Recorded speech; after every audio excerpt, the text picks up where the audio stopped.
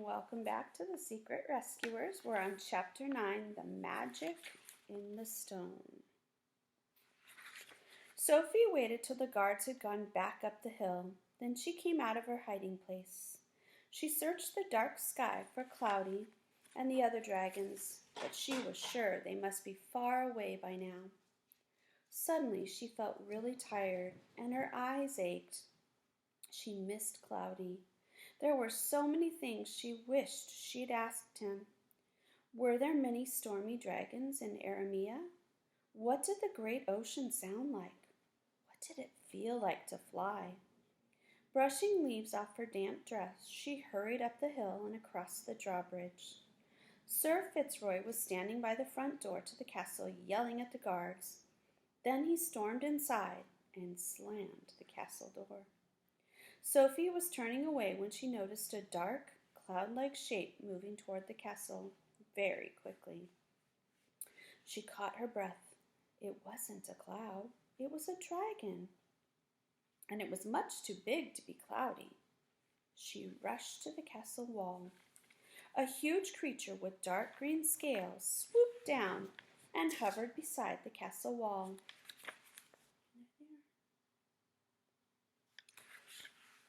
The dragon looked just like Cloudy, with the same amber-colored eyes. "I'm Windrunner, Cloudy's brother," growled the dragon softly, "and you must be Sophie." Sophie's voice stuck in her throat. "Pleased to meet you." Windrunner blinked slowly. "It's pretty strange talking to a human. I didn't believe Cloudy when he first told us." "Hello, Sophie." Cloudy peered down from his brother's back. Sophie grinned. "Cloudy, I didn't see you up there." "I told the other dragons all about you," Cloudy beamed. "Then I made Windrunner fly back in case that terrible man was being mean to you again." "Don't worry, I'm fine," said Sophie. "Why don't you come with us for a ride?" said Windrider. "I know the other storm dragons really want to meet you." "I'd love to." Sophie felt a fluttering in her stomach. She couldn't believe she was going to fly on a dragon. "It's really kind of you," she told Windrunner. "Any friend of Cloudy's is a friend of mine." Windrunner flew closer to the castle wall. "Hop on." That'd be pretty cool to get to go for a ride on a dragon. Sophie scrambled onto Windrunner's scaly back and sat down behind Cloudy. The baby dragon grinned at her. "You're going to love flying." Sophie hugged Cloudy tight as Windrunner soared into the air. A tingle ran down her back as they gained speed, and her hair streamed out behind her in the wind. She gazed down at the lantern-lit castle, amazed at how small everything looked from high above. With a few more beats of Windrunner's huge wings, they left the castle far behind.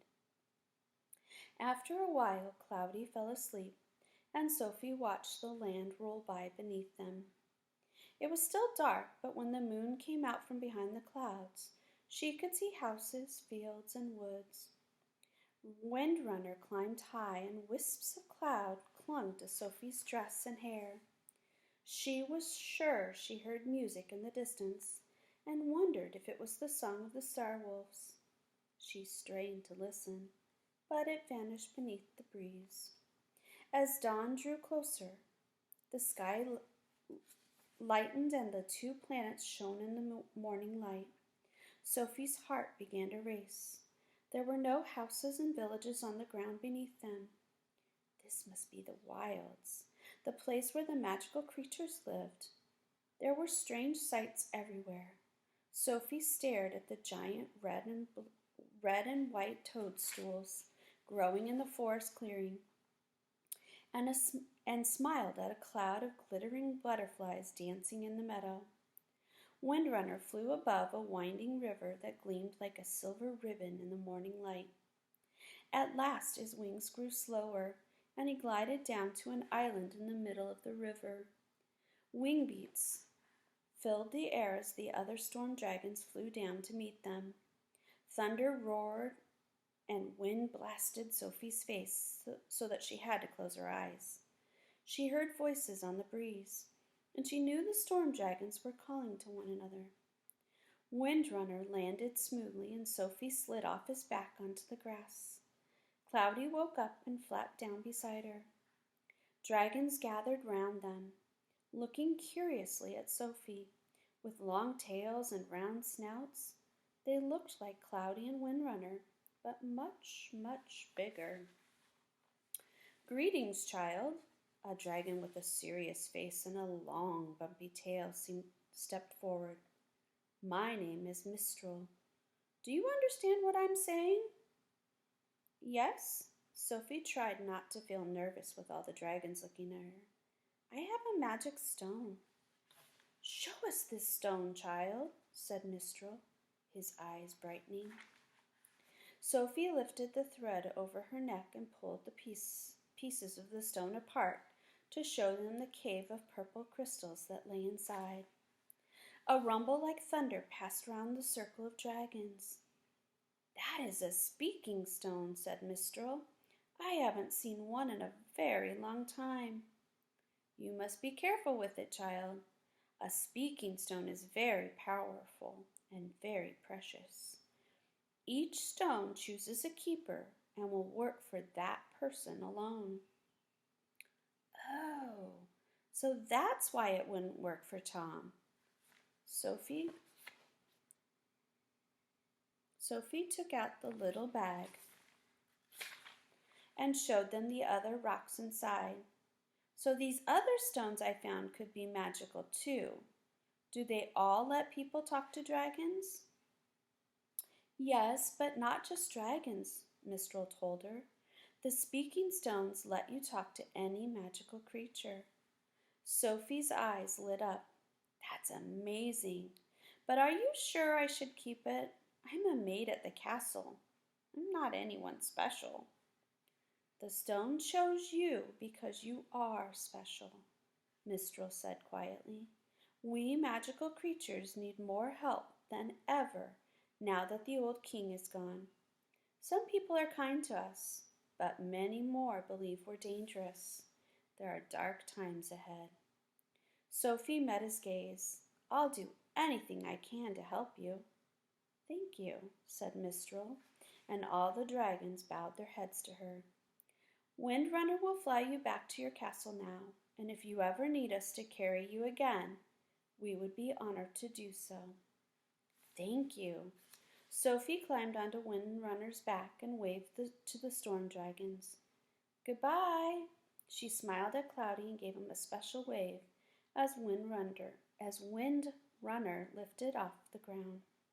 While they flew high above the river, Sophie gazed at her speaking stone. Then she patted the bag of stones in her pocket. It was amazing to think that all those little rocks were magical too. Excitement fizzed inside her. The power in her stone would let her speak to all magical creatures. She'd be able to talk to the cloud bear or a firebird or a unicorn. As they swooped over a green valley, 3 golden songbirds flew up to meet them. "Windrunner, you're carrying a girl on your back," said one of the birds in a voice like a tinkling bell. "Yes, this is Sophie. She is our friend. She has a magical stone that lets her speak to us." Windrunner slowed and hovered in the air. "Sophie, meet the songbirds. They carry messages across the kingdom." "Hello." Sophie smiled at the birds, remembering the songbird that had helped her find the bag of stones. "Do you have any news?" Windrunner asked the birds. "Terrible news." The songbirds beat their wings anxiously. "Danger is coming. Danger is coming to the magical animals of Misty Lake."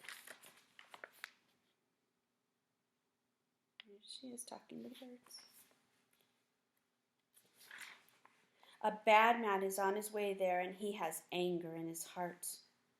"What is he going to do?" Windrunner asked, but the songbirds had bobbed their heads and fluttered away. "This is awful," cried Sophie. "We should go to the lake right now." "Are you sure?" said Windrunner. "Mistral said I should take you back to the castle. You'd be much safer there. I promised I would help you all, and I will, Sophie declared. Then hold on tight. Windrunner let out a puff of smoke and wheeled round, flying off at high speed. Sophie held on as the trees and fields flashed by. After a few minutes she asked, "Which magical animals live by Misty Lake, Windrunner?" "Sky unicorns and many other creatures too," the dragon told her. Sky unicorns. A tingle ran down Sophie's back. She'd always hoped to meet magical animals, but now it was really happening. At last, a patch of silver appeared in the distance. "There it is, Misty Lake." Windrunner nodded his head toward the shimmering water. Then he swooped lower, catching the breeze with his wings. They flew over a herd of snow-white unicorns with golden horns and bright tails. Sophie gazed down at them in delight. She couldn't wait to meet them and have the next adventure begin. And there they are, flying down to meet the unicorns. And that's the end of the story. So now you'll need to read the next one to find out what happens with Sophie and the unicorns. Thank you for joining me for The Secret Rescuers, the Storm Dragon.